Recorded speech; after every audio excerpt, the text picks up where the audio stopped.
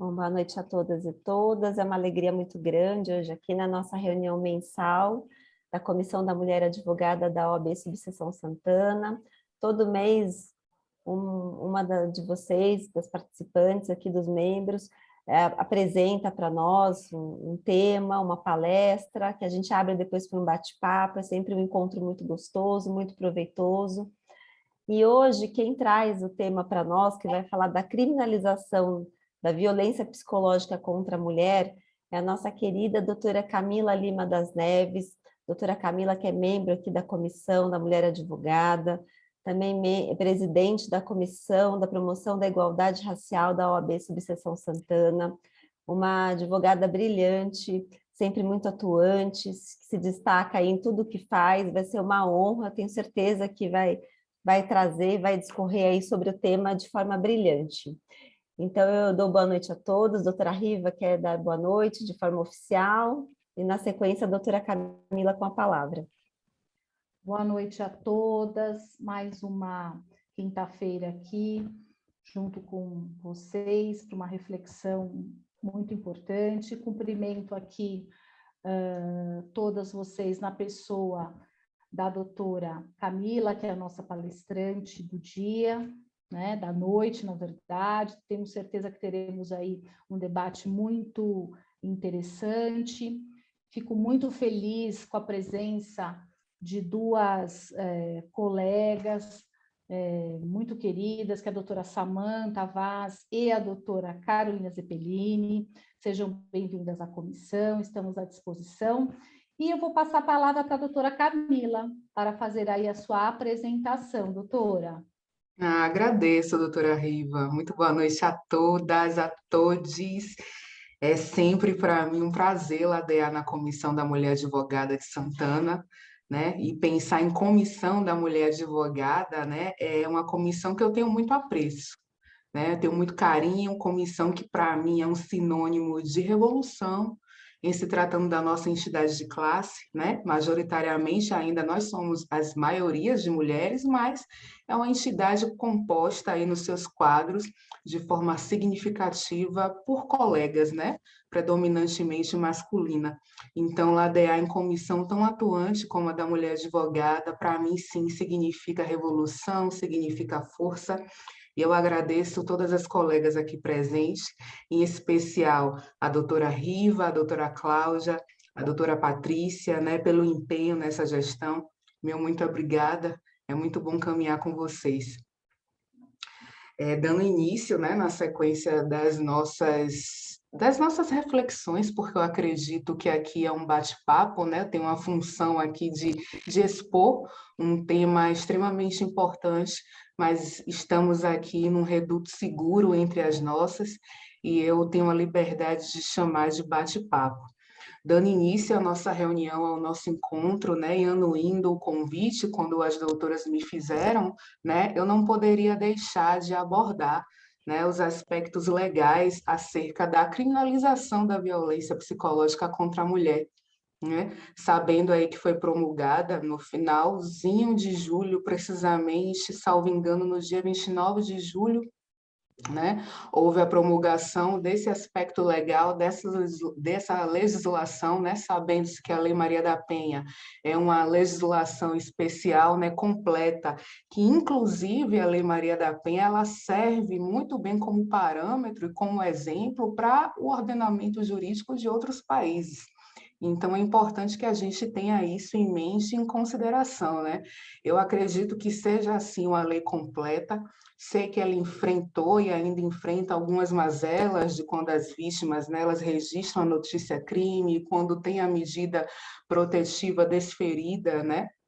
Em desfavor do seu algoz, do autor dos fatos, muitas não conseguem sobreviver, tem muitas das nossas que aqui, infelizmente, não se fazem mais presentes, a gente precisa reconhecer isso, mas não é um problema de aspecto legal, e sim algumas inconformidades do nosso sistema de justiça, que ainda precisa evoluir muito, e nós, como operadoras do direito, sabido e salutar que a gente tenha isso em consideração, né?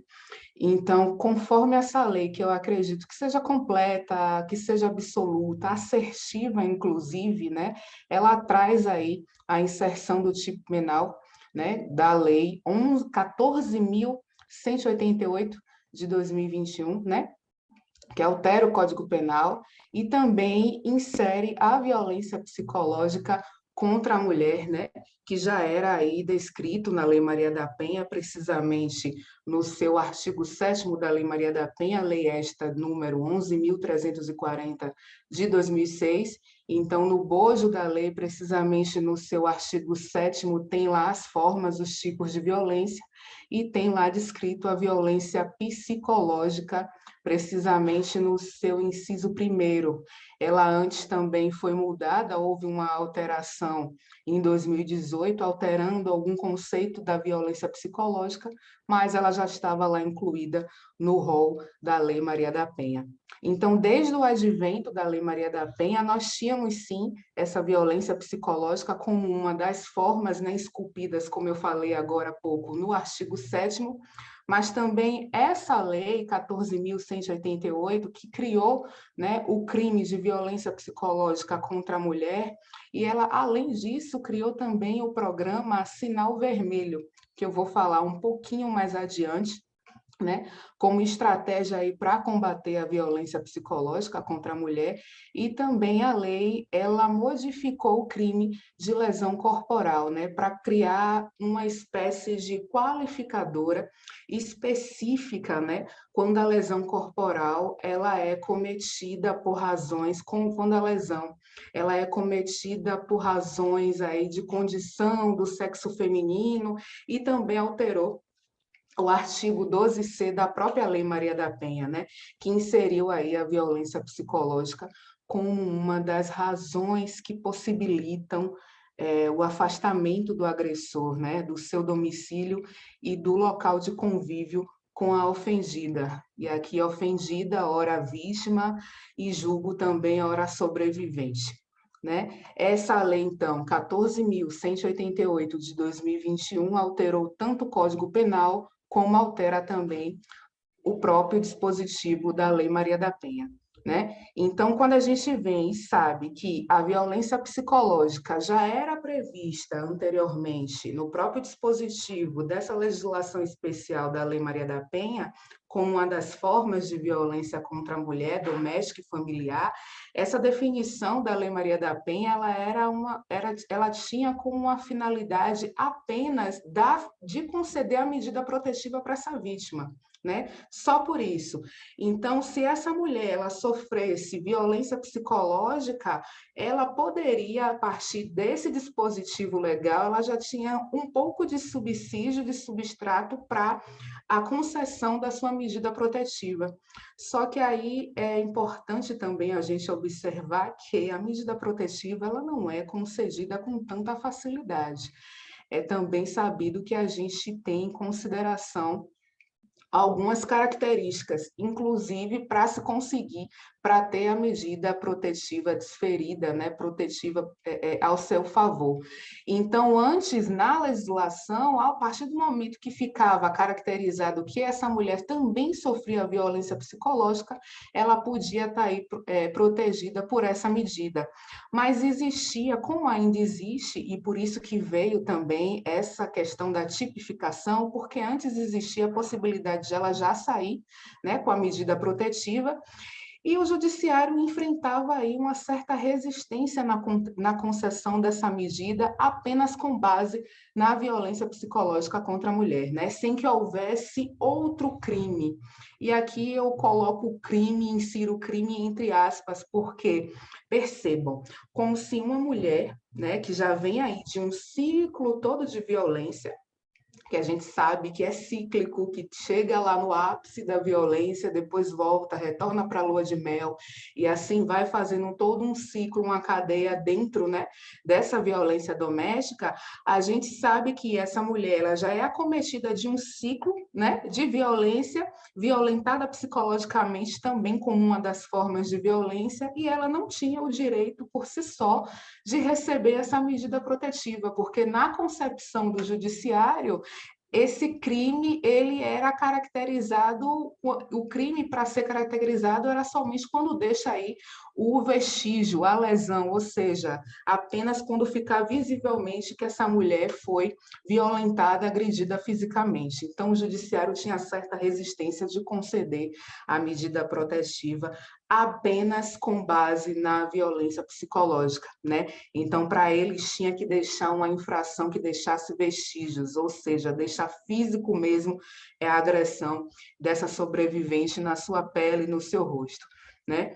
E aí, para eles, não se ficava caracterizado o crime, né? Não tinha como retirar o agressor do lar por conta da medida protetiva apenas com base na violência psicológica. Isso é curioso, isso é doloroso, né? Que bom que a gente está aí avançando e teve, né, esse dispositivo penal para encrudescer e dar mais segurança jurídica para essas sobreviventes. Mas antigamente funcionava mais ou menos assim, dessa maneira. Então, percebam que essa concepção na mentalidade jurídica, né, era, e eu arrisco aqui ainda dizer que é ainda um pouco arcaica, né? Porque a medida protetiva ela não era deferida, né? Porque não se tinha aí essa lesão aparente, né? O que não faz sentido também se a gente observar que essa lesão corporal esculpida no artigo 129 do Código Penal, que já existe esse tipo penal para lesão corporal, ela se refere-se a ofender, né, a integridade corporal ou a saúde de outrem. Então, o tipo penal lá, no artigo 129 do Código Penal, está lá o conceito do que é a lesão corporal, é você ofender a integridade corporal ou a saúde de outra pessoa. E isso afeta a saúde mental da vítima, né? E aí tínhamos como caracterizado a lesão corporal. E na prática mesmo, é raro a gente ter, né, pelo menos comigo não, eu ainda não tive a oportunidade de chegar até mim uma cliente que queira realizar a notícia-crime, realizar o boletim de ocorrência apenas com base, né, em lesão corporal em ofensa à sua integridade da saúde. Até porque tem essa questão de comprovação lá mesmo judicialmente através aí de perícia, né, para justamente o perito atestar a veracidade das informações que são imputadas pela vítima. Então, dificilmente alguém quer processar alguém por lesão corporal apenas com base aí na sua integridade da saúde. Para essa integridade da saúde, na lesão corporal do artigo 129 do Código Penal, precisa de perícia. Há aí alguns desencontros, alguns entendimentos diversos, mas, no geral, é isso. E quando a gente traz, né, esse pensamento para o tema de hoje, né, quando a gente fala de violência psicológica, a gente fala também de dano emocional, né? Não pode deixar de falar sobre isso, o dano emocional, e não é, e que difere, que não é a mesma coisa de dano à saúde, né, que não precisa ser periciada. E aqui é muito interessante que a gente tenha em consideração, a partir do momento que essa sobrevivente, que essa vítima de violência doméstica e familiar de gênero, ela queira intentar no judiciário processar o autor dos fatos, né, pela violência psicológica, ela automaticamente ela não vai precisar de perícia. O juiz ele não vai expedir, não vai requisitar um perito para que ateste aí a veracidade de informações. Obviamente é necessário que o judiciário use de bom senso, de equilíbrio, porque a gente vai, quando a gente fala desse aspecto, a gente pensa assim, ah, não, mas aí vem um boom de informações e várias vítimas vão usar disso como artifício para processar as pessoas. A gente vai falar sobre isso. É importante que tenhamos aqui cautela e cuidado, mas eu não poderia deixar de explanar, né? E quando a gente fala dessas questões de violência psicológica, ferindo aí o dano emocional, que não precisa de perícia, a gente acredita que basta apenas que seja provado com filmagens ou testemunhas, e aí é importante também que o próprio advogado, advogada de defesa dessa vítima, ela use também a cadeia de custódia, né? Como forma também de corroborar na investigação do judiciário, mas também trazer outros elementos de prova para ajudar na investigação e assim o deslinde do processo do feito em favor dessa sobrevivente, né? E aí alguns juristas afirmam, né, que se trata-se de um crime material e a perícia, ela se faz aí condição sine qua non necessária, mas não é um entendimento majoritário, né? Basta mesmo que ela traga elementos probatórios suficientes para se ver processado o autor dos fatos, não merecendo e não sendo necessário aí que seja periciado para atestar mesmo a condição dela emocional, muito diferente da lesão corporal que a gente tem lá no Código Penal, né? A gente sabe que sempre vai ter divergência, mas o posicionamento hoje unânime é que não precisa ser periciada no que tange aí a violência psicológica, tá? Por questões de saúde emocional. E aí, esse dano emocional, ele nem sempre afeta a saúde, né?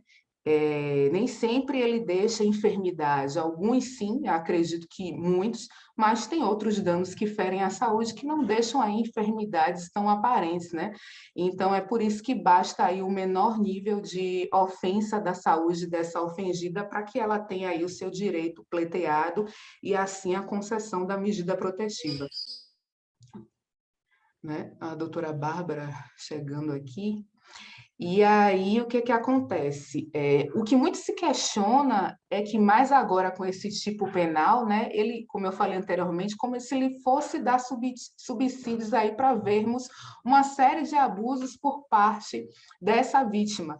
E aqui é bom que a gente tenha em consideração e em mente para que tenhamos aí um certo cuidado, né? Eu não vou adentrar nesse nicho, né? Eu deixo aí para que vocês façam uma reflexão maior e depois a gente pode conversar ao final para que vocês tragam as considerações, o que é que vocês acham, né?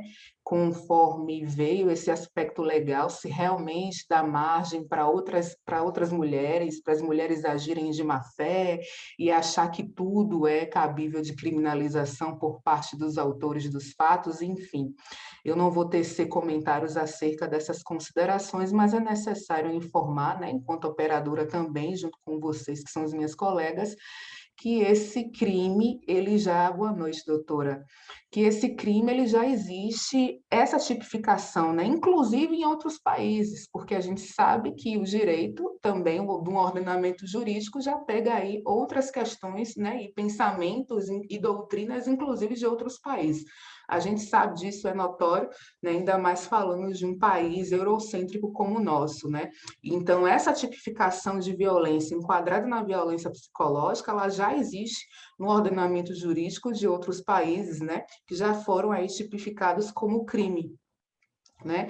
Então, por um lado, existe sim o argumento que este dano emocional ele é muito presente na violência doméstica, a gente sabe disso, e que também poderia crescer aí uma série de abusos ou de violações, né? Como se qualquer coisa, entre aspas, desse indícios, né? E ficasse caracterizado como violência psicológica. E aqui o judiciário também precisa fazer o seu papel, né? Como equilibrar, como sopesar essas decisões e esses questionamentos quando adentram aí o judiciário, né? Então, é por isso que o judiciário precisa agir com um equilíbrio mesmo, né? Com bom senso, calcular, equilibrar as decisões, porque esse é um crime muito comum no nosso âmbito, né? Muito comum no que tange a violência de gênero, a violência doméstica e familiar. Então, cabe aí o judiciário ficar atento para que ele analise com cautela ela com consideração e que realmente não dê um boom aí, uma explosão de modismo para que se torne aí banalizado essas questões de criminalização, né? Então, é necessário uma aplicação aí com técnica, com parcimônia, para que a gente não possa ver coisas escabrosas aí, né, no nosso cotidiano. Então, é necessário que o judiciário ele observe, né, dentro desse dano caracterizado, né, no rol de violência psicológica, que também esse rol de violência psicológica ele não é taxativo, ele é exemplificativo, né? Então, se o agressor ele controla as ações da vítima, né, com comportamentos, com crenças, com decisões, né, mediante a ameaça, mediante o constrangimento, mediante a humilhação, a manipulação, é necessário que a gente observe direitinho se vai ficar evidente e caracterizado essa tipologia penal, né? Então, quando eu venho e trago o tipo penal, né, que é o tipo penal do crime da violência psicológica contra a mulher, que está inserido precisamente, eu nem fiz um slide aqui para vocês, né? Deveria, mas como é uma conversa, precisamente inserido no seu artigo 147B, né, que eu vou ler para vocês aqui, do Código Penal, né, nos crimes contra a liberdade individual. É interessante que a gente observe que no artigo 147 nós temos o crime de ameaça, né? E recentemente houve também a inserção do tipo penal 147A, que tipifica o crime de perseguição, o famoso, como a gente já conhece, conhecido como stalking, né? E mais esse acréscimo agora do 147B. Então perceba que a partir daí do 147 já houve aí algumas alterações legislativas como forma de encrudescer a pena para o perseguidor, para a pessoa que age, né, com violência psicológica contra a mulher. Então, a gente também já tem mais um encrudecimento da pena e uma segurança jurídica no que tange aos nossos direitos e às nossas vidas, né? E aqui é importante também eu dizer que tanto, tanto, tanto o homem, tanto a mulher, ele pode ser, sim, o algoz, o agressor nesse fato, tá? A mulher trans também, ela está inserida como vítima, conforme lá atrás no feminicídio, a gente sabe que a mulher trans, ela também morre, né, por conta da sua condição. Então, é importante que a gente abra nosso campo de visão de forma técnica e pense para além do direito. A gente sabe disso, que a mulher trans ela também é incluída nesse rol enquanto vítima. É importante relatar para vocês, informar essa informação que eu acredito que seja de grande valia, né?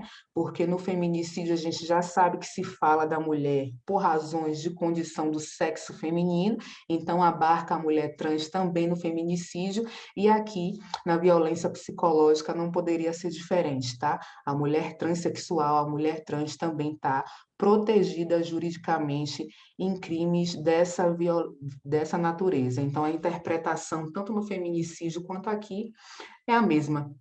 E aí eu não posso deixar de ler um pouquinho para vocês o artigo 147B, né, do Código Penal, que traz essa tipificação, essa inserção e inclusão, na verdade, né, que é causar dano emocional à mulher, causar dano emocional à mulher que prejudique e perturbe o seu pleno desenvolvimento ou que vise a degradar ou a controlar suas ações, comportamentos, crenças e decisões mediante ameaça, constrangimento, humilhação, manipulação, isolamento, chantagem, ridicularização, limitação do direito de ir e vir ou qualquer outro meio que cause prejuízo à sua saúde psicológica e autodeterminação.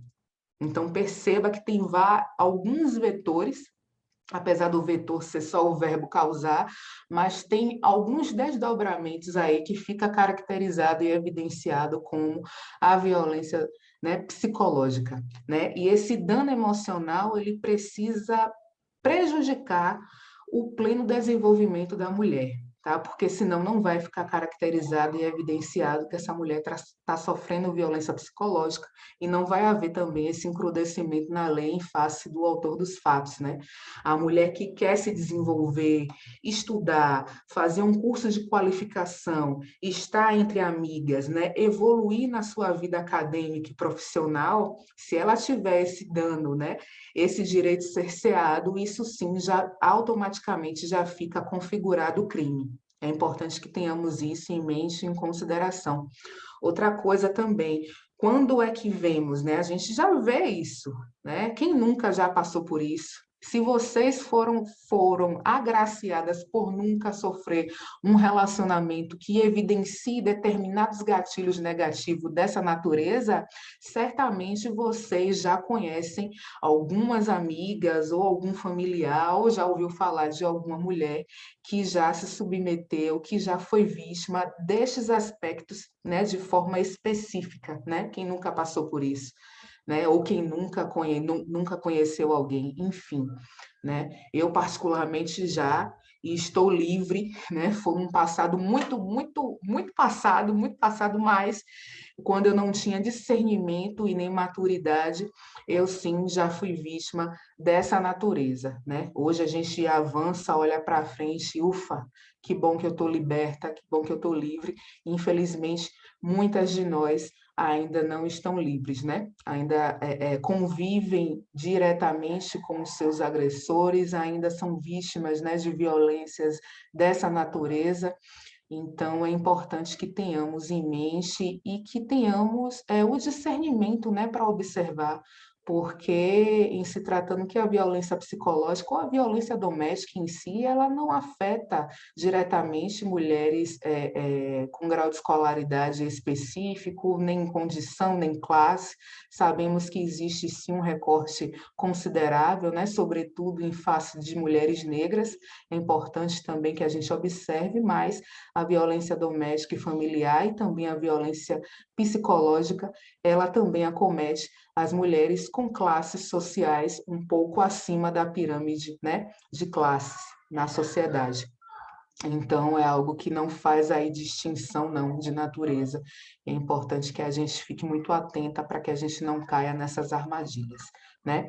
E a finalidade desse autor dos fatos é justamente degradar, né? Controlar as ações no intuito de diminuir, né, a autoestima dessa mulher, de diminuir para que ela não seja uma mulher empoderada, para que ela não seja uma mulher em movimento na sociedade, né? Humilhar essa mulher, rebaixá-la, né?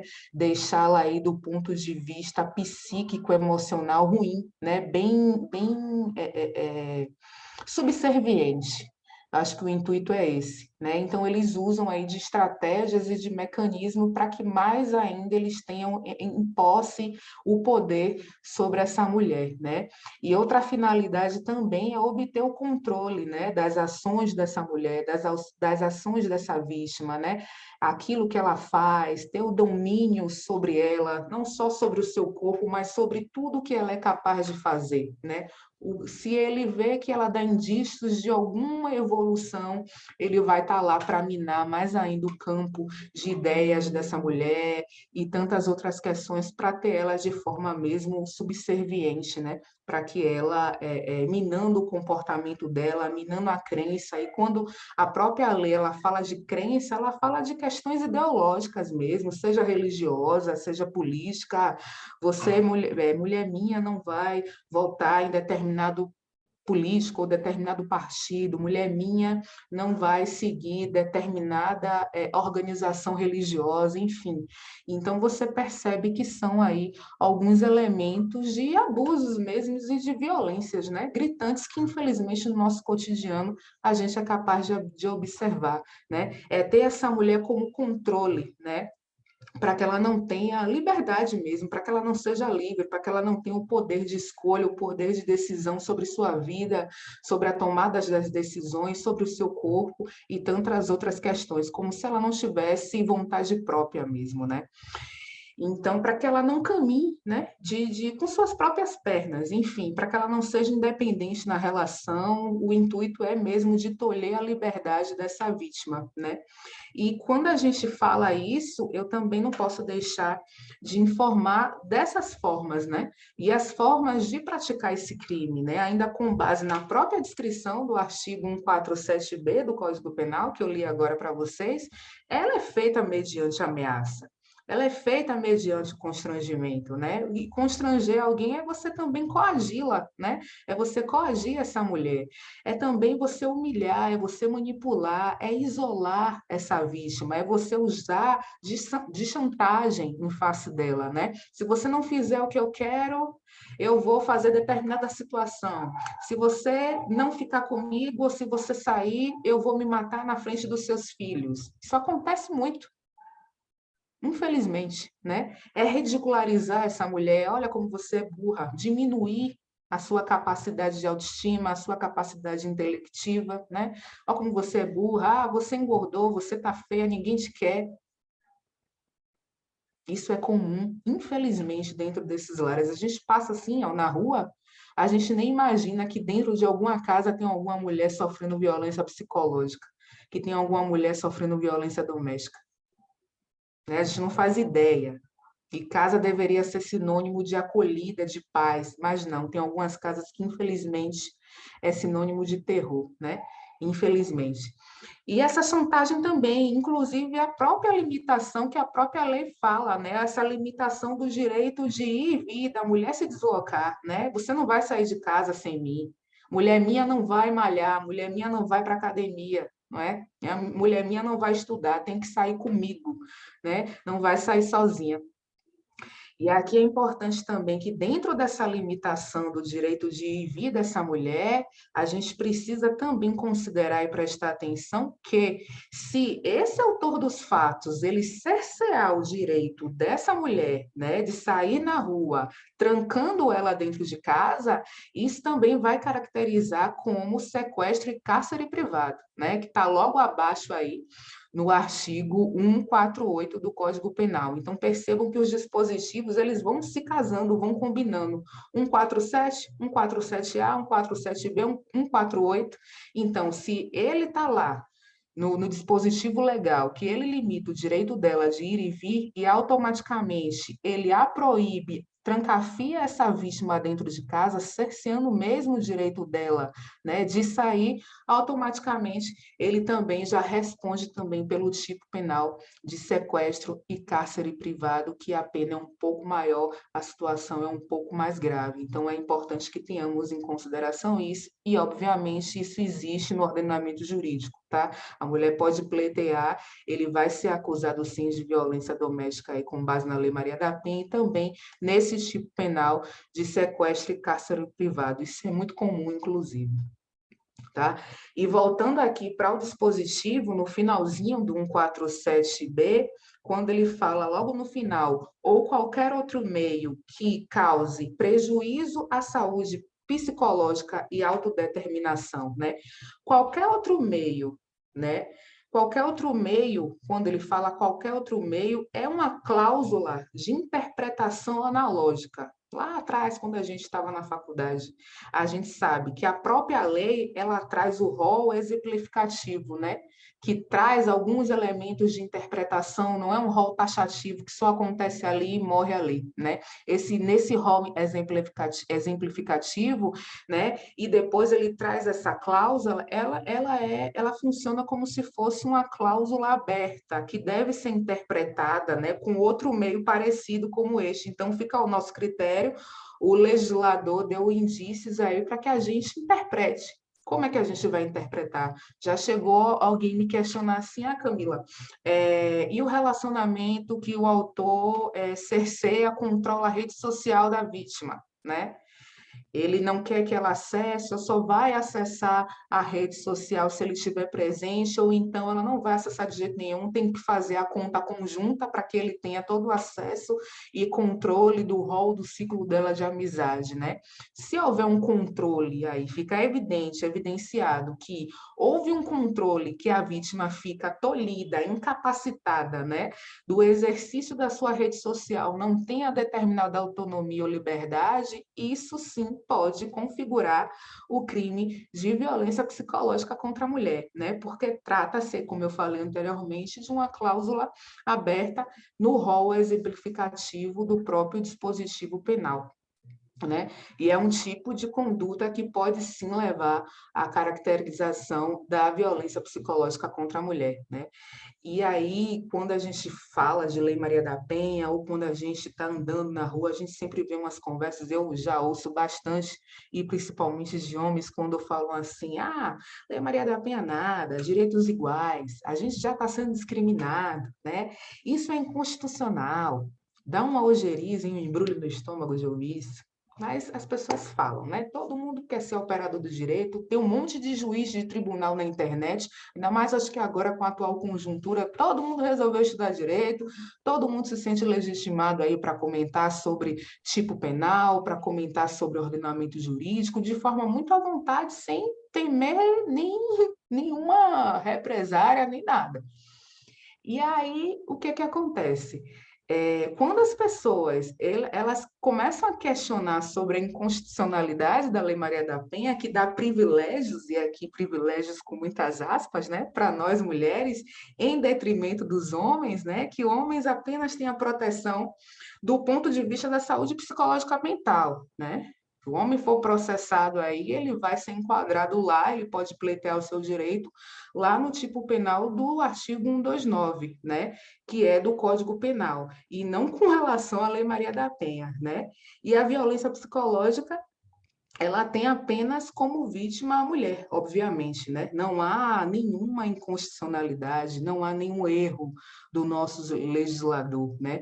Porque a razão é o grande número de crimes cometidos contra a mulher, né? Dentro da sua casa, em decorrência do relacionamento, pelo simples fato de sermos mulheres, né? Nós morremos mais, são números, são evidências, ninguém está inventando, ninguém tá falando coisas lúdicas. São dados escabrosos, dados assustadores, e são pessoas, são mulheres que morrem pelo simples fato por condição do gênero. Então, não há que se falar em inconstitucionalidade, de direitos iguais, porque, né, isonomia, é, é, questões de igualdade, né? Porque quando a gente vem e sabe que o princípio da igualdade, né, ele trata os desiguais, desigualmente os desiguais, a gente já sabe aí que não tem muito o que dizer, né? Historicamente, nós fomos desiguais, né? A gente vota há pouco tempo. Acho que não tem 60 anos que a mulher exerce o direito do voto, né? A gente já sofreu aí incontáveis violações no exercício do nosso direito, né? Devido ao nosso sistema, que a gente sabe que é patriarcal, ainda tem indícios fortes, né? Machistas, né? Então, por isso, a proteção especial do nosso legislador, né? Ou seja, eles que lutem. Eu vi que a doutora Carolina abriu aqui para considerar, eu acho que eu falei para caramba, né, minha gente? Eu peço desculpas. A doutora Riva foi primeiro. Obrigada, Carolina. Doutora Camila, se você me permite fazer duas perguntas Claro. para você aí, para as demais. A primeira pergunta seria, eu adorei a sua colocação, tudo. A primeira pergunta é, esse agente pode ser o pai? Não entendi, desculpe. Pode ser do pai para a filha, do homem do Pode, pai para a filha, né? Porque pode. assim, com todo respeito, não vai sobrar homem na face da terra, porque eu tô para ver uma relação até hoje, hein? Olha, tenho irmão, tenho pai, enfim, Pode ser irmão, namorados, pode ser né? pai, pode Não, tudo. sim. Eu tô para ver uma relação entre homem e mulher, com todo respeito, se eu estiver falando besteira, hein? Falando da minha experiência, que não tenha esse tipo de abuso. Eu estou para ver, não existe, com todo respeito. Você está entendendo? Ou porque falo que assim, de formas diferentes, e não muitas vezes, né? E aí eu estou falando também de uma experiência pessoal, né, da minha vivência, não muitas vezes de denegrir a imagem, mas é tão sutil, né? É tão sutil a forma de você diminuir alguém, né? Ai, porque você é muito dada, ai, porque você é muito extrovertida, ai, porque você cumprimenta muitas pessoas, ai, por que você precisa ser assim? Entendeu? Ai, te porque podando, né?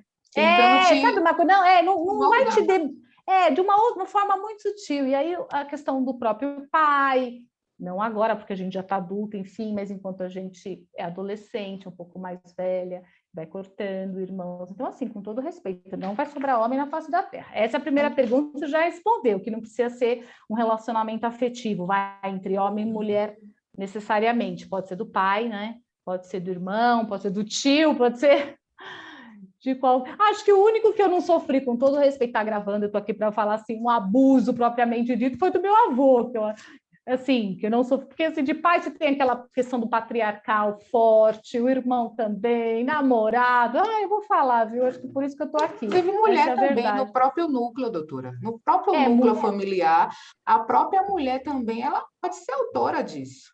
Ela não está isenta.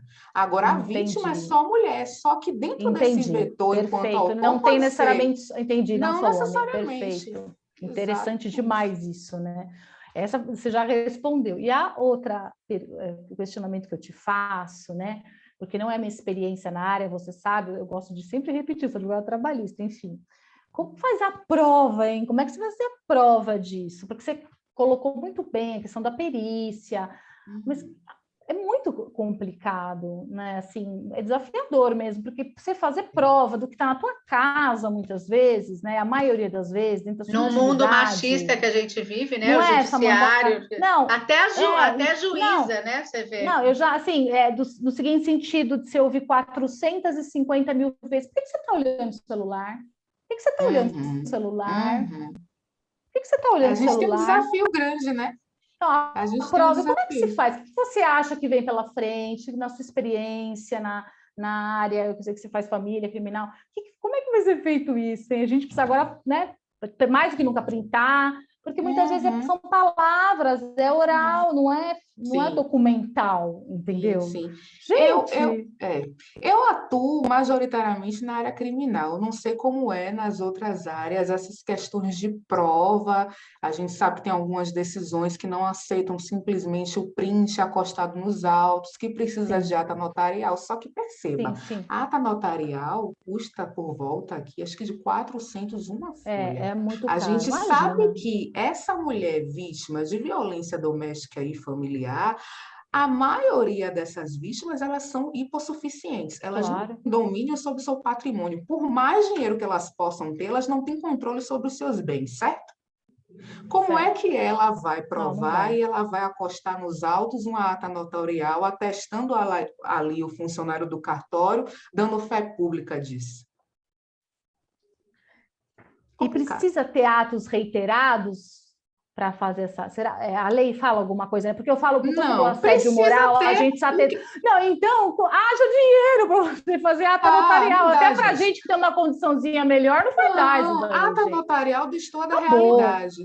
Acabou. Não é todo cliente que tem esse dinheiro, pelo amor de Deus. Quando a gente pega um caso desse, é raramente alguém que tenha realmente elementos e condições financeiras para que a gente possa juntar lá, acostar no processo. Agora, no âmbito criminal, funciona assim, print de WhatsApp, a gente pode usar, como eu falei, outros elementos, a cadeia de custódia para ajudar, inclusive, o trabalho investigativo, né? Não sei, vizinho, testemunha, alguém que possa, né, ajudar essa vítima testemunhando a veracidade das informações, porque senão também pode cair naquilo ali. Você está sofrendo violência psicológica, muitas vezes você está ficando louca, né? Quantas mulheres foram desmentidas, foram ultrajadas no judiciário em outras repartições que tinham o dever de amparar essa vítima? Acho que a doutora Carolina Zeppelini, ela quer fazer um complemento à minha pergunta, não é? Eu já vi que ela já abriu Carolina a Zeppelin. Gonçalves. Não, mas a Zeppelin já abriu a câmera, quer fazer um complemento à minha pergunta, aí a gente já passa a palavra para a Carolina de Jesus. Eu Ela tive faz um família, caso, né, Carol? inclusive, desculpa, eu devia ter levantado até a mão. Mas, assim, eu tive um caso em que aconteceu isso e de a medida protetiva, e nós tínhamos, a única prova que nós tínhamos seriam os prints. E saiu a nova determinação que prints não poderiam mais ser juntados. Então. Como tinha gratuidade de justiça, eu fui basear na lei em que todos os atos processuais, por analogia, eles deveriam ser isentos. Então, se o juiz ele não aceitasse os prints, que ele deferisse a gratuidade para todos os atos do processo, inclusive os cartorários, para que a gente registrasse essa ata notarial. Que legal. Sem custa alguma. E aí eu deixei o juiz de mãos atadas e, no final, ele deferiu medida protetiva e deferiu todos os atos, da gratuidade de justiça para todos os atos, porque o CPC determina isso. Então, foi algo bastante interessante, por isso que eu já abri, falei, vou falar. Não sei gravar se ele de repente, deferisse. De repente, pode boa, ser que sirva para alguma das minhas colegas, né? Sim, não é fácil não, viu, gente? Por isso que a gente tem que estar atento, e o advogado tem que estar aí nessa advocacia 4.0, atenta à cadeia de custódia, atenta à cadeia de custódia processual para tentar dar um up, porque senão, né, resta infrutífera. Por isso que a gente precisa pensar muito além também, né? Acho que do direito. Inclusive, acho que isso ajuda e é o diferencial. Para que a gente não tenha aí Imagina. Muito obrigada. Agora acho A que doutora, é a Carol de Jesus. A doutora Araceli falou aqui, acho que no caso de testemunha, existem pessoas que têm medo do agressor e mesmo sabendo não quer. Sim, concordo. Tem o famoso ditado famigerado em briga de marido e mulher, não se mete, viu, gente? Se mete, não a gente sabe que realmente é uma situação delicada, perigosa até, né? Contra a nossa integridade física, inclusive, mas é o que a gente puder fazer, até para encorajar essa vítima, né? Porque a gente sabe que por mais que ela passe por essas situações, a palavra final é a dela, né? Então, que a gente converse com ela para que dê aí elementos para que ela tome a iniciativa, é muito complicado. Mas eu acho que enquanto mulheres, acho que é o diferencial de a gente fazer esse trabalho de formiguinha. Por mais frustrante também de a gente querer, né, que o direito dela possa valer, mas depende muito dela, né? Não é fácil, tem todo um histórico aí de violência, ela se sente hipossuficiente, sem forças, inclusive, para agir, porque já vem do histórico, né, de não ter força e ele poldar toda a capacidade dela, então é bem complicado. Doutora Carolina, por gentileza. Depois a doutora Lene. Boa noite. Primeiramente, você tinha falado que todo mundo virou estudioso de direito. Não. Todo mundo acha que sabe o direito. Estudar há 5 anos ninguém quer. Prestar OAB, passar na OAB, ninguém quer. Ninguém quer, né? A dificuldade foi só para gente. Exato. Brincadeiras à parte, assim, como que você consegue atuar com a dificuldade que é? Porque, veja, a lei ela é clara, se tem os órgãos competentes para isso, mas eles não atuam. Eu falo por experiência própria. Viu, Camila? A doutora Carol, deixa eu fazer um contexto. Ela é jovem advogada, viu? Está na nossa comissão recentemente. Então seja bem-vinda. As duas somos jovens por isso que ela é jovem advogada.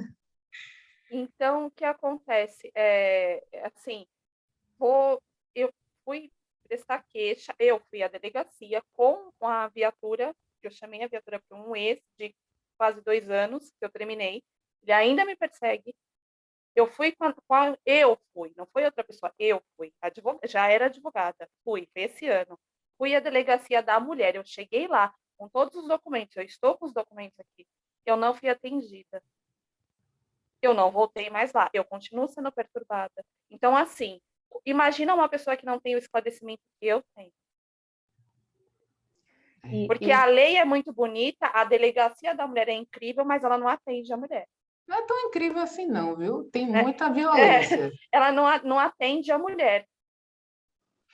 É por isso que... Eu acho que é tudo muito assim, ilustrativo. A minha preocupação com essa lei... É muito romântico, né? Muito romântica a ideia. Na realidade, você pode correr por conta desse agravo psicológico, mas eles não falam quais são os lugares. Ou seja, eles fazem a lei, mas não dá o local para a mulher ir. Então, fica tudo muito vago, jogado. E a gente continua sofrendo agressão, porque, veja, ninguém deixou de ser machista. E continua morrendo, né, doutora? Continua. Quantas de nós, né? Eu fiquei passada. Tem professoras que eu ainda sigo da minha graduação e tudo, e elas fizeram uma live para explicar. A Cris Pegorati, que geralmente as pessoas conhecem, ela é muito atuante no direito criminal. E é direito com ela, são só mulheres advogadas, e elas vão cada um na sua área. E a Cris Pegorati explicando sobre essa doença, que foi criminalizado o ataque psicológico à mulher. O que teve de ataque para ela na própria live? Na própria live foi algo assim absurdo, sabe? Aí a gente foi saindo porque simplesmente você não consegue nem... É absurdo. Eu acho que... E assim, aí a doutora tinha falado também assim, mas eles vão ficar pensando que assim, o que vai ter mulher se aproveitando? Veja, a gente tem a criminalização. Eu sei que foi só um comentário mais que irônico, mas veja, a gente tem a criminalização do estupro, e nem por isso a grande maioria das queixas são mulheres que são estupradas. É o ínfimo a parte que é errada nessa história. Vamos citar aquela lá que falou do Neymar. É algo mínimo. No seu contexto grandioso, mais de 90%, a mulher ela é vítima. Então, se deixar de fazer uma lei por causa de menos de 1/3, 1/7, é piada, né? Porque lamentável. A grande maioria sofre, e a grande maioria esmagadora. É uma parte muito ínfima que tem a mulher que é esperta, a mulher que mente. É muito ínfima a mulher que vai na delegacia e fala da queixa e querendo Carolina, só ferrar o cara. É muito se a doutora Camila me Por favor, permite, doutora. eu assisti uma reunião da Comissão da Mulher Advogada com a doutora Cláudia Luna, né? A gente está sempre assistindo lá e foi tão interessante, acho que a Patrícia estava comigo. E ela trouxe um dado, viu, Carolina, que vocês não imaginam a quantidade de advogadas que estão sofrendo violência. E o problema, sabe qual é? A gente vai para a delegacia e aí assim, pô, doutora, sabe? Aquela delegacia que você não sai de lá, às vezes você é uma criminalista, entendeu? É muito, assim, claro, é muito constrangedor.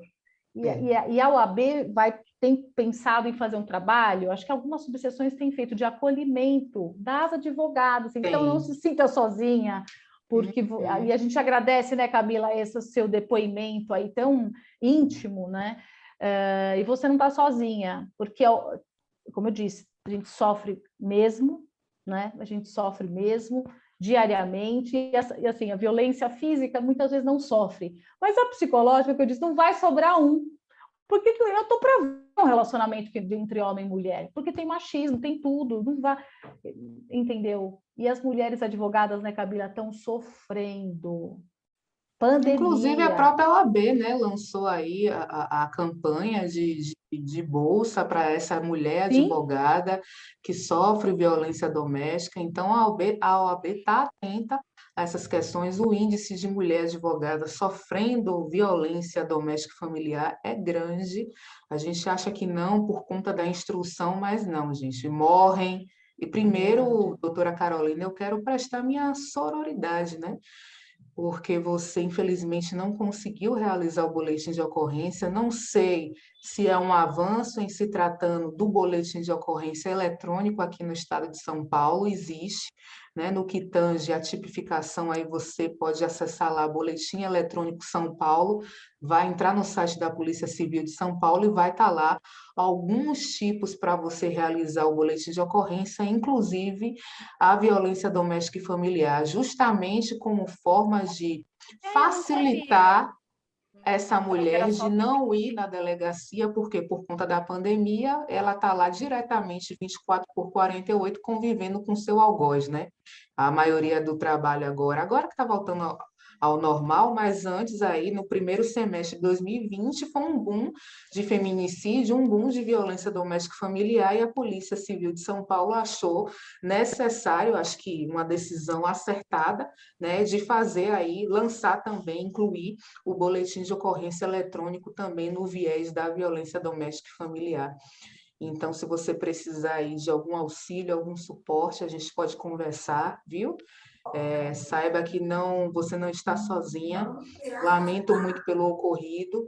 Infelizmente, é algo bastante corriqueiro. As nossas delegacias especializadas não têm preparo, não têm o suporte de atender as mulheres, as vítimas. A gente fala, especializado, o que a gente pode esperar é um trabalho de excelência por parte dos servidores. Não Mas é. a realidade é bem diferente. Você não pode vir né? outro dia, agora a gente está cheio de casos, mas vocês estão com esses casos aí, flagrantes, justamente porque você não atendeu o meu. É meio óbvio.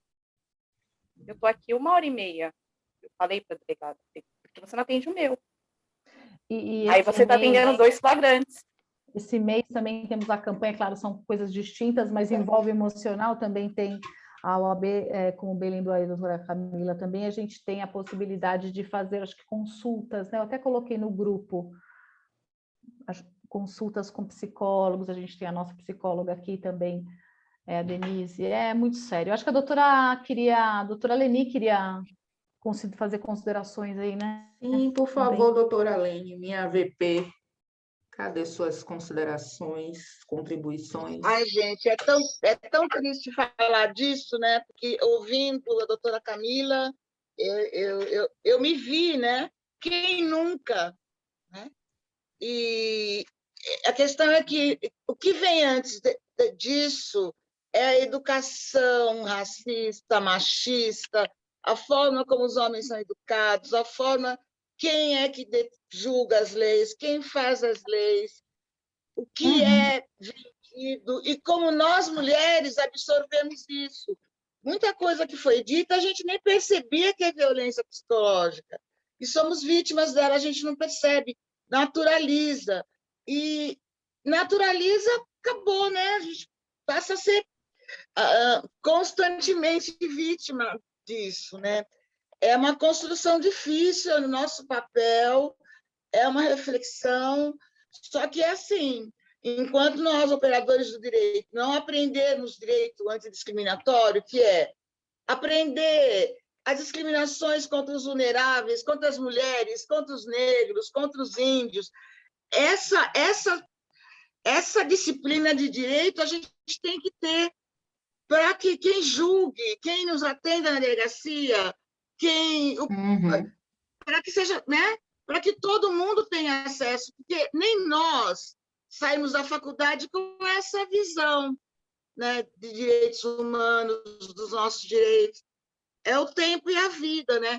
Então, é importante que nós lutemos, nós mulheres, nós negros, nós índios, para que tenha uma disciplina de direito antidiscriminatório nas universidades, né? Para que juízes, promotores, aprendamos juntos, né? História, os direitos, é importante. Estou muito contente de estar com vocês e estamos juntas, né, doutoras, né? Quem nunca? Mas a gente vai construir essa diferença. Gratidão, eu vou precisar sair agora. Parabéns, doutora Camila. Eu agradeço, doutora Lene, obrigada, viu, pela companhia, obrigada por caminhar comigo, acreditar, acho que é o diferencial, viu? Obrigada mesmo. Boa noite. É isso, meninas. É um assunto que eu queria enxugar, é bem tenso, é enorme, eu queria deixar um pouco mais palatável, leve para essa noite de quinta-feira, esperançando logo que chegue sexta para que a gente possa ter um descanso aí, se tratando que a próxima semana é feriado, mas infelizmente a gente sai e vai findar essa reunião reflexiva, né, de uma forma não tão prazerosa, mas a gente não pode deixar de falar sobre essas questões, né? Nós somos mulheres sobreviventes, acredito que cada um ou já teve uma experiência, ou já conhece alguém muito de perto, ou as nossas mães, nossas vós, enfim, que já foram vítimas, que já foram sobreviventes. Então, acho que é mesmo aí uma fala de reflexão, né? Que a gente tenha gatilho, que tem, já teve esse gatilho negativo, mas que a gente fique atento para que a gente não caia, ou não, se a gente já foi, para que a gente não seja novamente vítima, né? E isso não significa que nós, enquanto mulheres em movimento na sociedade, não estamos passíveis de sermos vítimas, né? Infelizmente. Acho que com toda a conjuntura, com toda essa legitimidade, né, que as pessoas têm para o cometimento dos crimes, para o cometimento das violências, enfim, é como se estivesse tudo muito normalizado. E a gente não pode permitir, e não pode permitir mesmo que essas situações se normalizem, né? Infelizmente. A gente sabe que tem sim a Lei Maria da Penha, ela é muito completa, bonita, inclusive, mas a situação é feia. É um problema muito mais grave que a gente possa imaginar. Existe a deficiência do nosso judiciário, que é gritante ainda, existe a deficiência em sede policial, né? Então, perceba que é toda uma cadeia violenta, né? Para essa mulher procurar aí, para essa mulher continuar viva e para essa mulher procurar o direito que lhe assiste. Por gentileza, doutora Elisa, a palavra é sua, queria muito lhe ouvir. Muito obrigada, doutora Camila. Meus parabéns pela sua explanação, que realmente perpassou pela lei e trouxe outros elementos do Código Penal, nos auxiliou bastante. E eu pensando nos conceitos, né, que você declinou, de manipulação, por exemplo. Então, uma das coisas que antigamente se baseava era nos ciúmes, eu te amo. Então, todo esse envolvimento que se dá na relação e a dependência emocional, e tudo é paixão, tudo é amor, acaba que essa manipulação, a meu ver, essa sutileza, como diz a doutora Riva, nesse trato da mulher, não é? Existe ainda uma educação, como disse a doutora Leni, que isso é entranhado na nossa cultura, mas eu vejo que nós estamos desvendando os nossos olhos, seja para nós mesmas, seja para as outras mulheres que a gente vê passando nessa situação.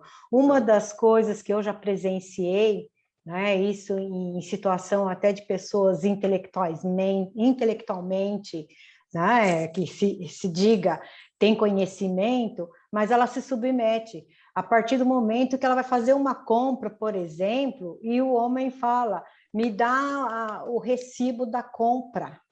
O que você comprou? E o cheque, o que você... Quando é conta conjunta, muitas vezes a mulher... Exatamente, está em casa e ela tem que estar todo momento justificando, dando satisfação de um pão que ela vai comprar ou coisa que o valha. E aí ela acha que aquilo é dever da mulher.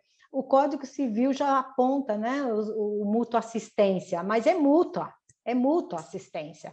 A mulher não está ali como dependente, ela hoje tem que abrir essa mente, essa cabeça. Essa mútua assistência, quando ela é do lar, ela desenvolve um trabalho muito importante. Então, ela não pode ficar à mercê, submetida, como se fosse uma... vou usar uma palavra forte, mas não quero usar aqui, não é? Ela acaba sendo subjugada nesse sentido. Ela fala, nossa, tá me dando isso, aí vai lá, compra um sapato lindo, uma roupa linda, sabe? Isso é comprar a mulher. E a mulher acha que isso é amor, que isso, entendeu? Então, eu creio que essa dependência econômica também ela é gritante na área dos mais, assim, vamos dizer, de poder aquisitivo. Sim. Isso também acontece. Concordo, doutora. Né? Infelizmente, isso é mais comum do que a gente imagina. E nós temos que alcançar todas, advogadas, profissionais, mulheres numa situação financeira, seja em qual ela for. Essa rede, seria importante nós colocarmos quais são as redes que a gente pode ter esse apoio, além, claro, da delegacia da mulher e dessa boletim de ocorrência eletrônica. O que mais a doutora poderia nos trazer em termos de organização social que dá suporte a essa rede?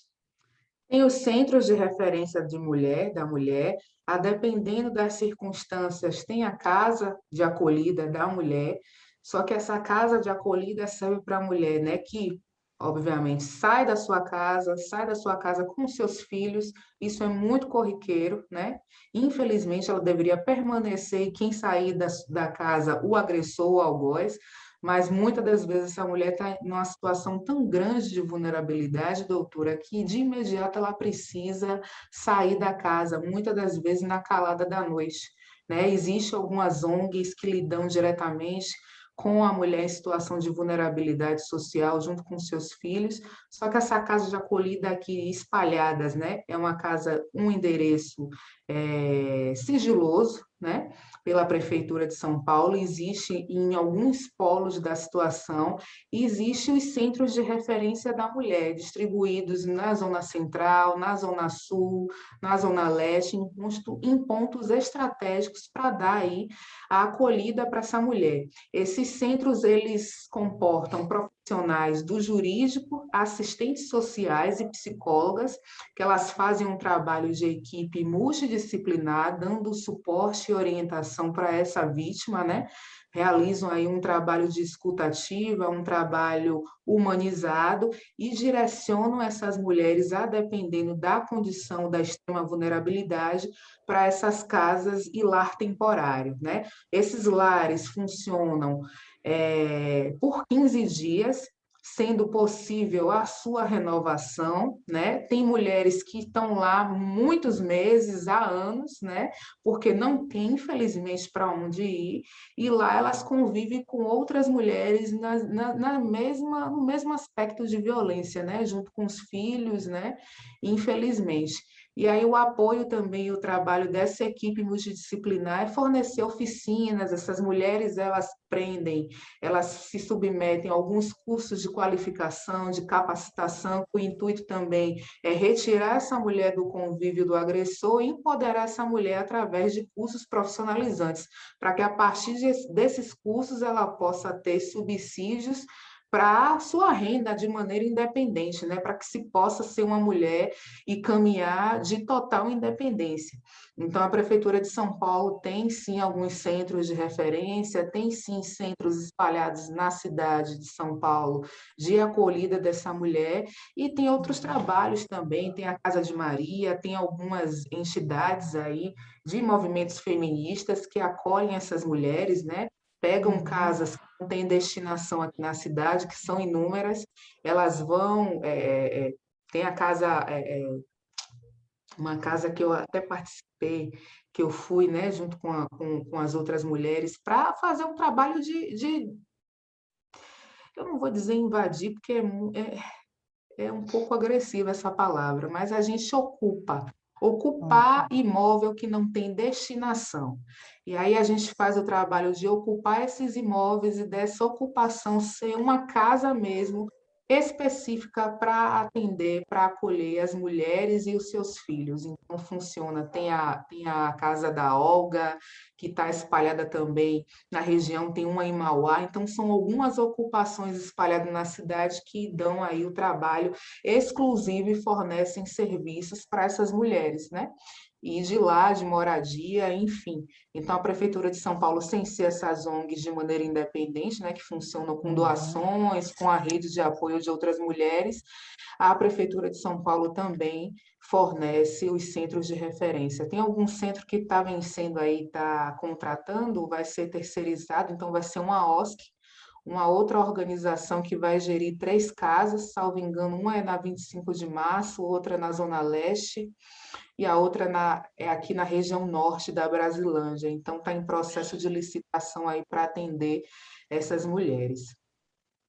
Maravilhoso, doutora. Que bom que estamos tendo essa rede, não é? Que Depois eu bom. divulgo, eu mando no grupo para vocês o endereço certinho. Acho que é importante a gente saber entre as nossas, direcionar e até saber, olha, existe esse centro aqui de referência que dá esse suporte à mulher, como existe o Centro de Referência de Promoção da Igualdade Racial, existe também o Centro de Referência dessa mulher que dá orientação, direciona essa mulher, enfim, assessora para que ela procure outros órgãos, né, comunica aí com outras entidades. Eu acho que é importante a gente fazer aí uma rede para que a gente possa conhecer mesmo, até mesmo da nossa cidade, né? Que é uma cidade grande, a gente precisa conhecer. Tem tanta mulher em situação de violência, em condição tão vulnerável, correndo risco mesmo de ser morta junto com seus filhos. Então, é urgente, a gente precisa saber, É sim. urgente.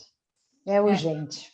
Eu ia falar exatamente Obrigada. sobre isso, que durante a faculdade eu fiz um trabalho voluntário no Plajano, não sei se vocês conhecem, em São Caetano do Sul, de atendimento jurídico à mulher mesmo, né, de assistência à mulher vítima de violência doméstica. Uhum. E é isso que acontece, ele é anexo à delegacia, né, esse Plajano, ele é anexo à delegacia da mulher, e lá eles fazem todo esse atendimento. Ela faz o boletim de ocorrência, tem primeiro essa assistência jurídica, e aí encaminham ou para o CRAS, e encaminham para essa casa também, se ela quer sair de casa, né? A gente questiona, pergunta se ela quer realmente sair de casa com os filhos, e aí a gente encaminha para ela ir, né, para esse abrigo, para essas moradias, e elas ficam lá, exatamente.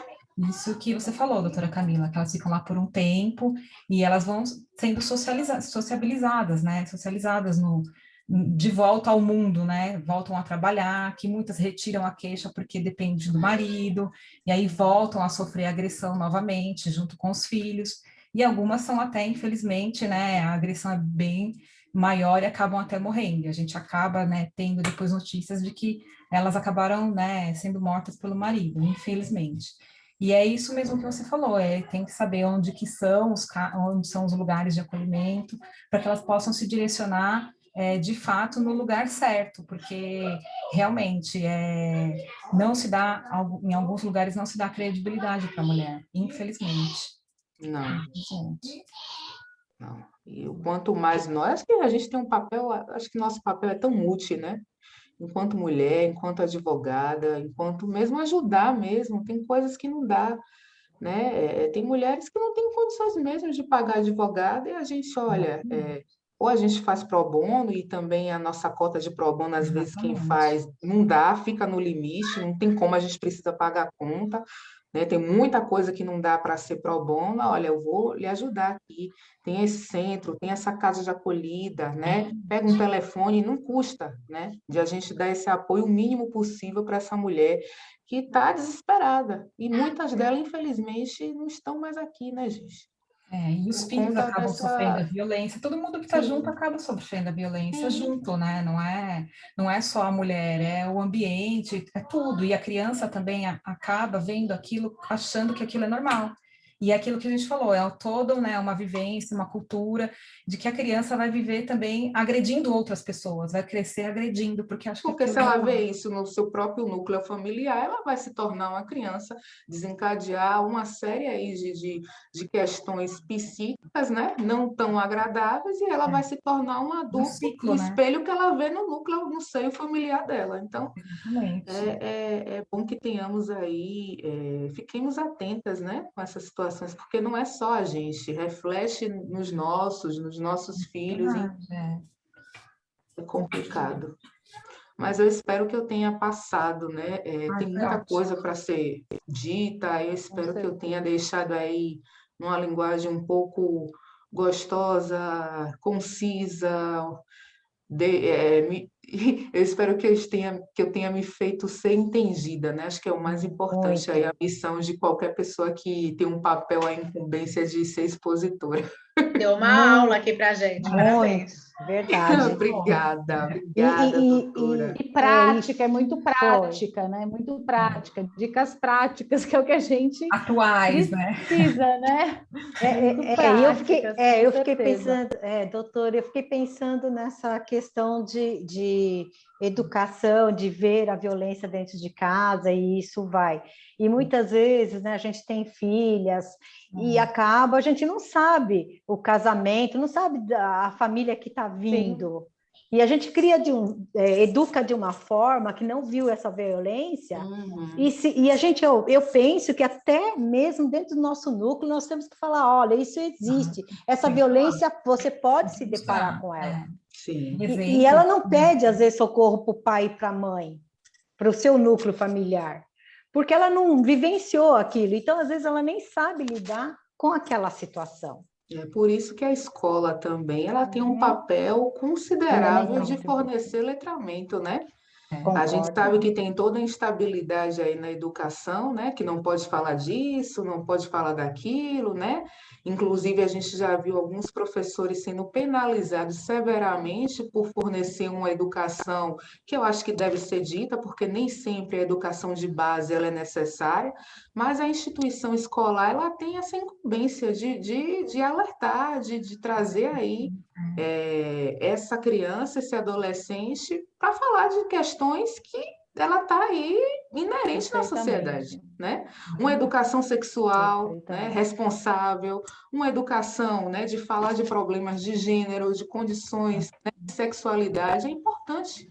A gente precisa educar os nossos para ter esse letramento, né? Letramento racial, de gênero, de classe. Isso é importante que nem sempre nas nossas casas, educação de base, a gente tem a oportunidade de ver. Acho que a instituição escolar de ensino tem aí grande papel fundamental, inclusive, nessa educação.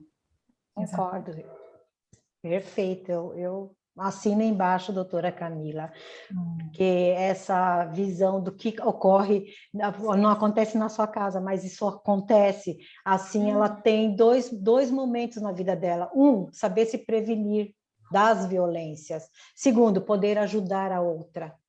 Reconhecer também quando é violência, né? Porque às vezes a gente, não no meu caso, mas assim, as pessoas não reconhecem, elas vão vivendo aquilo, e aí quando vão perceber, já está num nível tão avançado que aí ela não consegue sair. Então ela tem que perceber antes para poder sair. Exatamente. É por isso que a educação é importante, para que a gente já tenha aí, ó, isso aqui não está certo. Né? Acaba gerando uma dependência psicológica, Exato, isso. porque você acha que aquilo é normal, e não é normal, né? E não é. É assim, não é. E a gente se culpa, né? Será que eu tô ficando Exatamente. louca? Isso é acho que é normal, o ele tá pior, querendo cuidar de nós, mim. como a doutora Exato. Elisa falou, né? É assim, eu sou mulher, eu tenho que fazer, eu fui criada dessa forma, então é assim, se eu não faço, é porque tem que aguentar, tenho que, né? É porque eu Doutora tô sem, Samanta, eu sou obrigada, a viu? pessoa errada, né?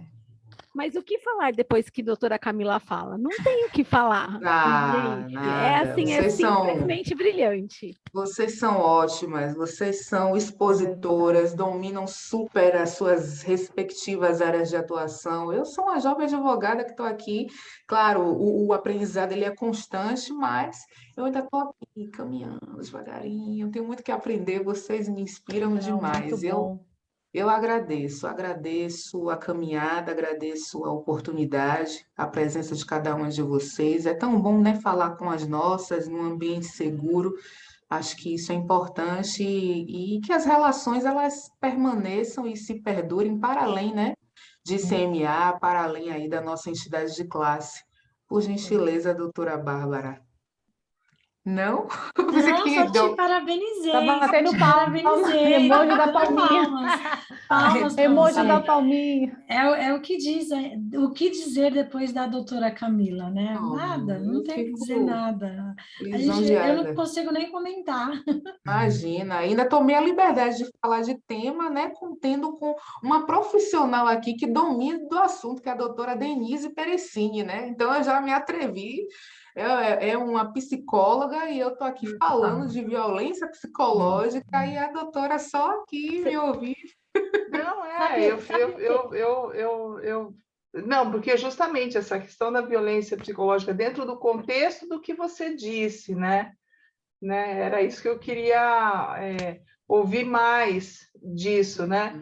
Porque às vezes a gente vê justamente essa situação de, por essa nova, esse acréscimo, né, de pensar na violência psicológica, também, né, dar destaque para essa violência psicológica, né, porque a gente sempre vê assim que violência contra a mulher tinha que ser somente com lesão física, né? É só física. Hematoma, se não quebrar, se não fraturar, se não... E aí, se a mulher Pelo chega amor de Deus, íntegra, né, o corpo, tal, não foi violentada sexualmente, não teve lesão, não interessa, mas chega falando, olha, eu estou sofrendo porque eu fui humilhada, porque eu fui xingada, porque, né, porque o agressor xingou, mas não tem lesão, não tem... Então, é como se não valesse. Uhum. Né?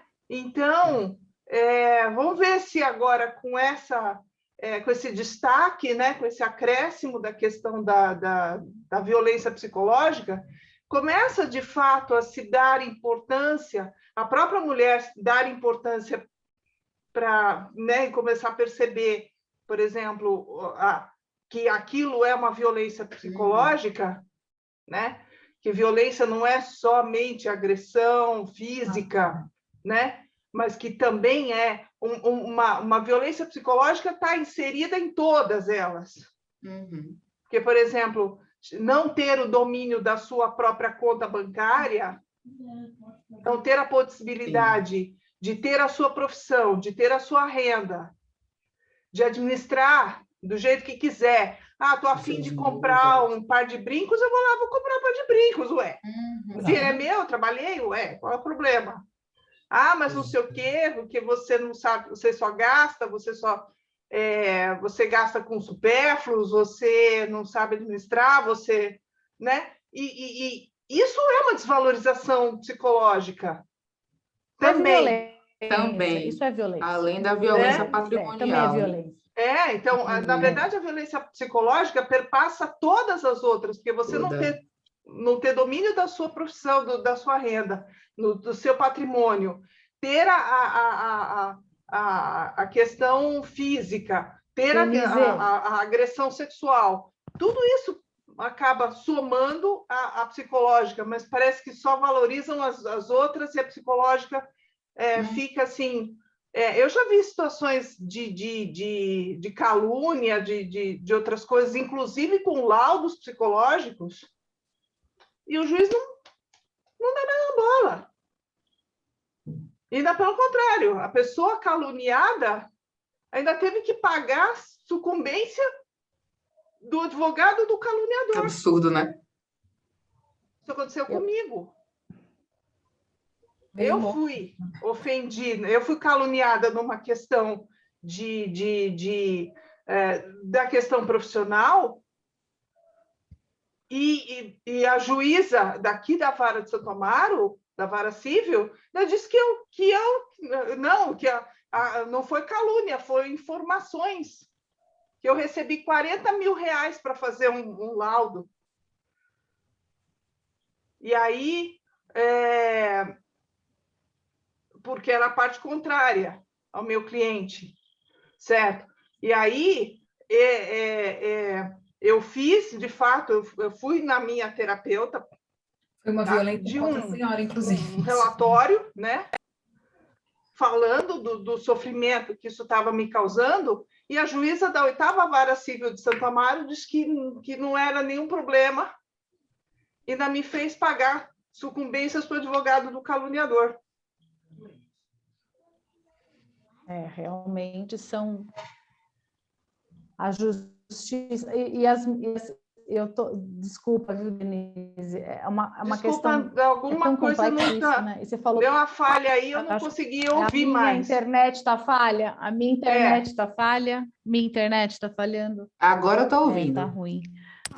Melhorou? Deu. Quantas mulheres casadas? Eu sou divorciada, enfim, mas quantas mulheres casadas, e eu falo por experiência pessoal mesmo, não compra, uma roupa, um vestido com seu próprio dinheiro, chega escondido as sacolinhas.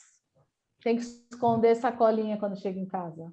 Conheço várias. Verdade, Claro, isso é uma sutileza, né? Pelo amor de Deus, nem se compare com uma agressão. Mas quantas? Que tem que esconder o que comprou? Conheço várias. Mas é uma Entendeu? Por isso que microviolência também, mas né? é A gente não uma pode deixar agressão de Eu já passei por considerar. isso.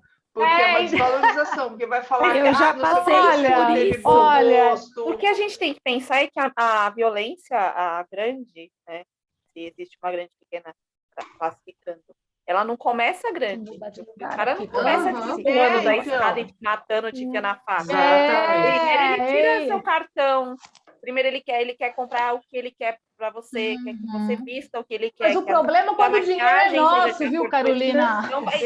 O dinheiro é nosso. Mas e aí por você que tem que que começa a esconder, chegar aí numa você tem que desvalorização esconder as sacolas, Sim, mas, né? então, assim também, o mesmo com o seu próprio dinheiro, você tem que esconder o que você compra. Para uma trabalhar não violência. tem impeditivo nenhum. Agora, quando a gente quer desfrutar Para do dividir a nosso renda trabalho, não tem impeditivo, não. mas quer comprar algo para si, precisa. Mas se também eu aonde digo- entra na questão psicológica, É. porque depois vira e fala assim, você não teve bom gosto, essa roupa é feia, não sei o quê, você não sabe comprar, entendeu? E aí, às vezes, de uma camiseta, pode ser uma coisa mais boba que você imagina, aquela camiseta, só que dali a pouco começa a crescer, aí você quer comprar uma coisa um pouco maior, né? Um móvel, uma geladeira, uma coisa. Não, você não tem capacidade para essas coisas. Então, é uma humilhação, é uma desvalorização psicológica do mesmo jeito. Exatamente. Mas aí a gente vê, né, que o problema ele é muito mais, ele é mais amplo. Muito mais e aí, profundo. Ele é muito mais profundo. Porque quando a gente fala dessa questão dessa violência, hoje a gente acaba se deparando com isso, tratando como uma violência. Mas a gente retrata situações, como a doutora Riva acabou de falar, da mulher casada e tudo mais. Mas quem nunca ouviu a mãe falando, você tem que aguentar o seu marido. O que ele falar na tua casa está falado. Então, assim, você tem que ser submissa a ele. E é no ponto de vista de Graças a Deus, a de minha lavar, mãe nunca de foi assim. Graças a Deus. Sim, mas é o que a gente traz dentro de uma realidade. Por isso que eu estou divorciada. Do que a gente vive, né? Eu já peguei situações em salão de cabeleireiro, do cabeleireiro falar assim para mim, eu acabei de fazer o cabelo dela, ela tá linda, maravilhosa, ela vai chegar na casa, o marido vai falar que ela tá horrorosa e ela vai voltar para arrumar o cabelo. Olha só, você vê? A propósito, você cortou o seu e deu umas luzes, uma clareada, né? Não, e é o mesmo cabeleireiro, né, por sinal. E ele fala... Ai, do Rodrigo fala alguma coisa. Ai, do Rodrigo fala alguma coisa. Então, mas sabe onde é que tá? É a hora que a gente vira a chavinha, porque a gente também tem muito, e isso eu falo por mim, de buscar a opinião. Porque sempre tem assim, tá legal essa blusa? E aí ele fala, não tá legal. Só que para mim a blusa tá linda e maravilhosa. Não, tá horrível. Aí muitas vezes eu ia lá e trocava. Hoje eu não troco mais. Porque eu comecei a entender que a minha opinião, ela tem que prevalecer. Porque se para mim tá legal, o fato de eu perguntar a opinião dele, não quer dizer que tem que prevalecer. E quantas não fazem a opinião prevalecer? Então, quando eu digo que a gente está num buraco que é mais profundo, é com relação a isso. Uma vez eu atendi uma cliente e ela veio através do marido dela para mim.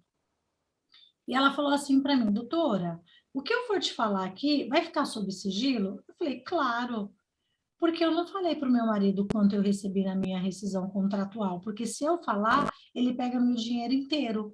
Então, eu menti para ele do quanto eu recebi. Eu li um artigo há muito tempo atrás, eu preciso até localizar, que é a chamada da infidelidade financeira, ou infidelidade patrimonial, uma coisa assim, que era justamente isso, de não contar por motivos diversos, mas não poder expor quanto gastou, quanto ganha, né? Quanto que custou aquele produto, porque senão justamente todo esse patrimônio vai para o ralo, né? E são coisas pequenas, né? Que a gente não percebe. É o corte de cabelo, é a cor da blusa, são coisas pequenas, como a gente mesmo falou bem no início, né? Que a gente não vai percebendo. E é complicado também lidar com tudo isso, né? Como a Iva disse, não vai sobrar mais homem. Também essa questão do relacionamento mesmo sexual também, né? Que acaba entrando por exemplo, a mulher casada, não, o marido está afim, então tem que fazer, e muitas sem consciência de que isso é um estupro. Sim. Se você não está em condição, você está doente, você está cansada, enfim, está em qualquer outra coisa, não está com essa disposição sexual para estar ali com o cara, e o cara quer porque quer, e acaba forçando. Ou se não faz, ele te agride, se não faz, ele te xinga, né? E é uma violência da mesma forma, que também se reflete na questão psicológica também, e se acontece essa relação, se consuma essa relação, né? Nessas condições, é uma forma de estupro, não importa que é do marido, do namorado, do companheiro, mas estupro é uma marital, forma de estupro. Né? É estupro. E muitas sem consciência disso. E aí vem com aquela, débitos conjugais. E acha que tem obrigação de fazer. Pior, se o marido for advogado, então vai falar em latim mesmo. Vai. É um absurdo. Só para... Eu tive um caso só assim. Claro, doutora. O homem entrou com uma interdição por considerar a mulher pródiga. E, por fim, ele conseguiu. Ele foi o curador dela? Foi o curador dela, ele cuidou de todo o patrimônio dela, porque dizia que ela ia para o shopping e gastava todo o dinheiro do casal. Olha só. Então, isso não é muito longe da gente. Né? E aí eu falo, o que uma decisão judicial vai afetar? E graças a Deus nós temos essa lei agora da violência psicológica, porque é o que falou também a doutora Denise, nós temos que observar essa interferência, porque é uma liberdade que cada um tem de gerir o seu próprio trabalho e o fruto do seu trabalho. Ou pelo menos essa questão de ter uma prova, concreta, porque é lógico que existe também a compulsividade para a questão de gastos, como de qualquer outro hábito, né? Mas tudo isso tinha que ser melhor provado, né? Então, não é simplesmente porque o cara falou, né? Isso tinha que ser de fato. Muitas vezes ela vai e faz compras para suprir uma carência afetiva da própria relação que já se perdeu há muito tempo, né? Então, tem esses aspectos todos que precisaria, talvez agora, se valorizasse, por exemplo, né, como a doutora Camila falou, essa questão da perícia, de trazer mais avaliações psicológicas fidedignas que possam respaldar, por exemplo, o dano psíquico, né, de fato ser um elemento que pese ali na hora do convencimento do juiz de que o dano emocional tem tanto valor, tem tanto ou mais, até porque, como eu falei, ele perpassa todas as outras violências, né? E aí ter, inclusive, um documento fidedigno que mostre isso, né? Isso ser também um elemento de prova na hora de uma avaliação, na hora de uma decisão para tomar uma medida protetiva.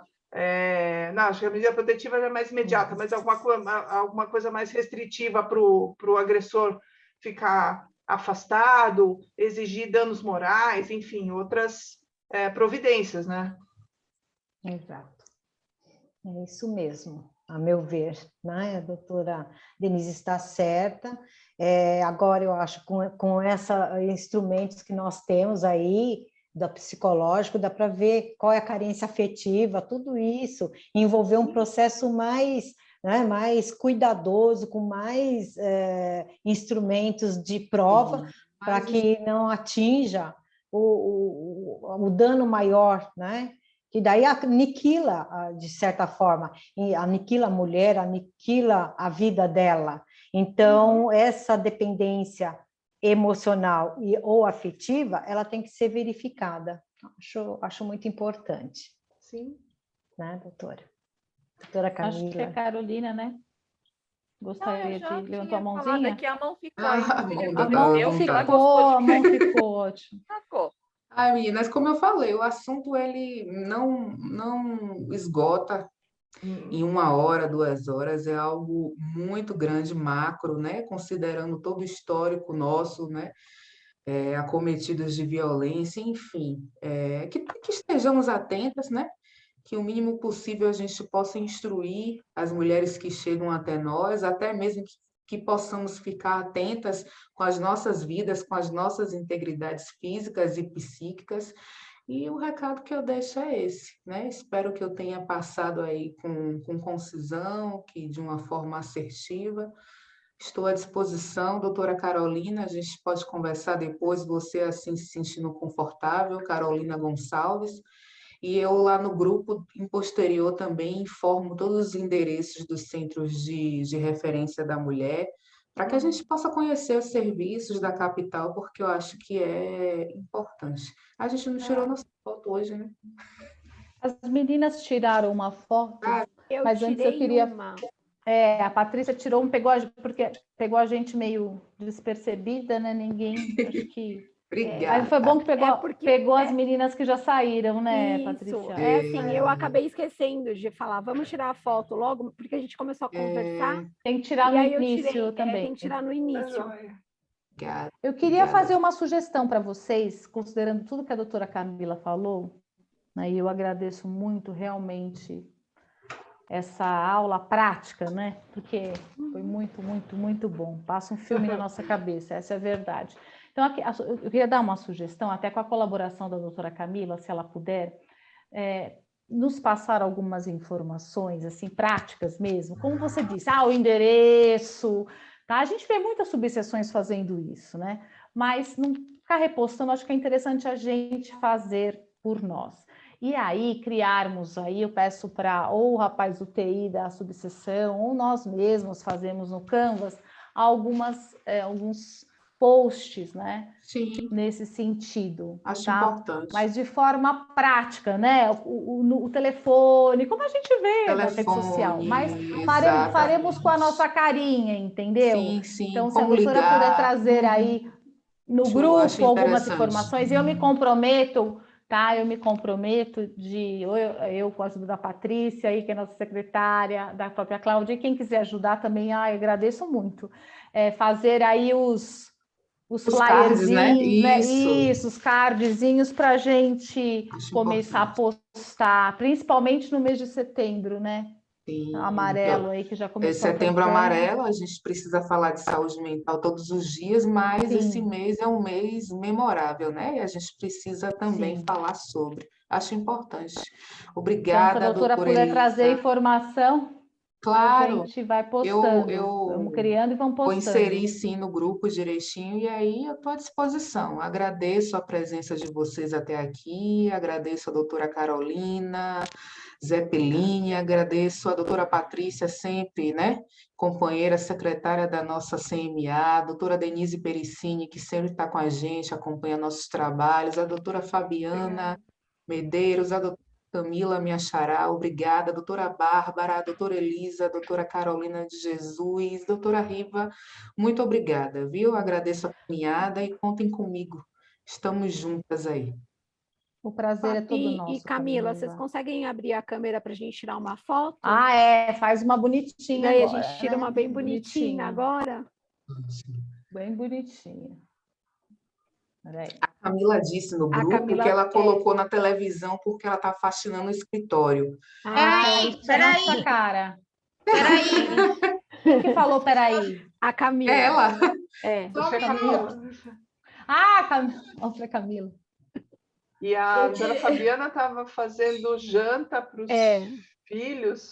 Ah, chegou aí. Ah, Fabiana. Eu tô aqui, mas é que eu tô muito maloqueira. Nada. Imagina. Ai, Descabelada. Hoje eu Deus, também tô menina, sem que maquiagem, sem nada. Hoje eu tô meio... Meninas, eu vou desligar aqui só vou dar uma parada aqui pra gente. Peraí. Yes.